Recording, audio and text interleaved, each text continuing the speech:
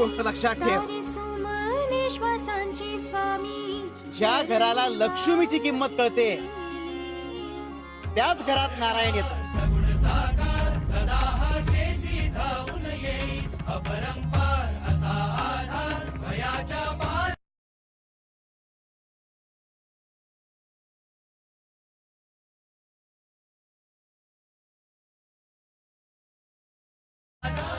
घेऊ नकोस,